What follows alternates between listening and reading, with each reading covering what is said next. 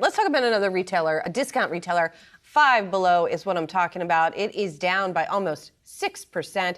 It is below five. Moving lower, after the company lowered its full-year earnings guidance. Five Below cited softer than expected first quarter sales. It hopes for a boost from the summertime and, to your point, back to school seasons here. But the company, if you look at the predictions now for the second quarter and for the full year, it says comp sales are going to be flat to down 2%.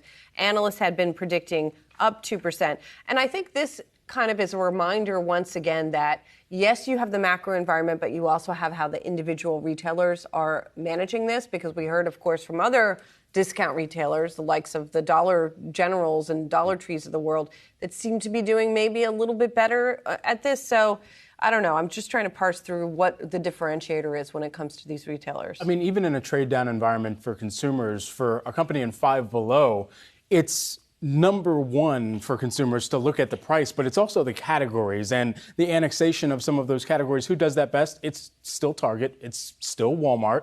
And it's because they have the, not just clearly inventory, but they also have grocery, the core things that get you into those stores and into those shopping experiences, and then you annex all of the other categories on top of that. And even if the inventory isn't moving in all of those other categories, if you're a store that directly specializes in one of those other categories, if you will, of, hey, if you're throwing a party, come get some piñatas or come get some advanced balloons, whatever. I think that's where you face a little bit more of one of those headaches that Target for them is categorical, but for Five Below, that could be entire business.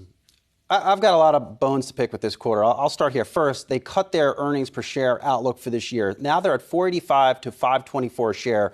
Coming into this year, they were looking for $5.19 a share to $5.70.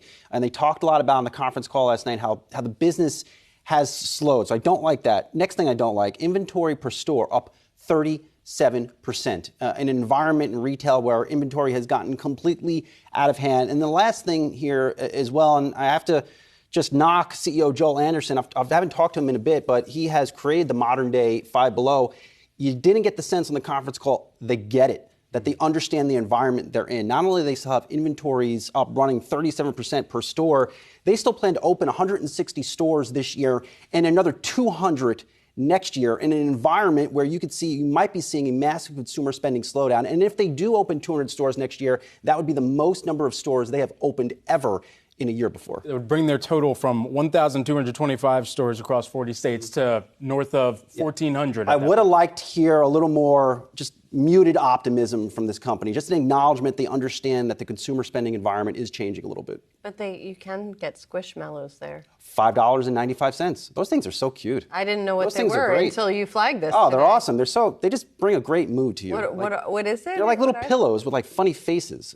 They're awesome. And I'm not going to explain this anymore because you're going to laugh at me. So don't try to lure me in because you're going to drop the hammer on me. It's not below $5 though. Not below $5. Yeah. Inflation too. Inflation.